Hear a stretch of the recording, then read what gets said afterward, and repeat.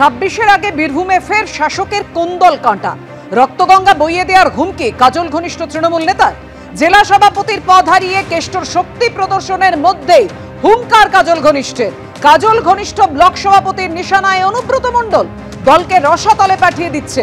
তৃণমূল কংগ্রেসকে ডুবিয়ে দেওয়ার চেষ্টা। বোলপুর থেকে কি পরিবেশ তৈরি করে দিল। বোলপুরের বোঝা উচিত, রক্তগঙ্গা বইয়ে দেব, তৃণমূলের ক্ষতি হতে দেব না। হুঙ্কার শিউড়ি 2 ব্লক তৃণমূল সভাপতি নুরুল ইসলামের।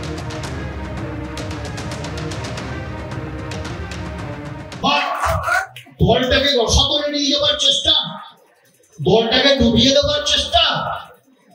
অবাক হয়ে যাচ্ছি আমরা, কি পরিবেশ তৈরি করে দিল বোলপুর থেকে।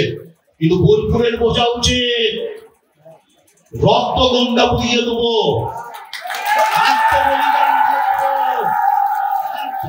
করে দেবো, তৃণমূল কংগ্রেসের ক্ষতি হতে দেব না। মমতা বন্দ্যোপাধ্যায়ের সম্মান অটুট থাকবে, অভিষেক বন্দ্যোপাধ্যায় আমাদের সম্মান তাদের অটুট থাকবে। তাদেরকে নিয়ে আমাদের সবকিছু, তারাই আমাদের কাছে আদর্শ, তারাই আমাদের কাছে শিক্ষা, সবকিছু আমাদের কাছে। পাগলের মতন কি বলছি তার জবাব তো আমাকে দিতে বাধ্য নয়। যে যা মন ওরা বলতে পারে, কে কি বলছে তার কথা জবাব দিতে আমার না। আমার তো সেই যুব কংগ্রেস আমার যখন মমতা ব্যানার্জি যখন যুব কংগ্রেসের প্রেসিডেন্ট ছিল কংগ্রেস আমলে, তখন আমি জেনারেল সেক্রেটারি ছিলাম। অলওয়েজ রাজনীতিটা তখন থেকে করছি। কার কত দৌড়, কার কত ক্ষমতা, আমার সব জানি। যা হোগা দেখলে স্বভাবতই উনি অভিভাবক আসনে আমার বসে আছেন, তো ওনাকে কেউ যদি কুপরামর্শ দিয়ে থাকে তার মানে তিনি এটা চাইছেন বীরভূম জেলা পিছিয়ে যাক।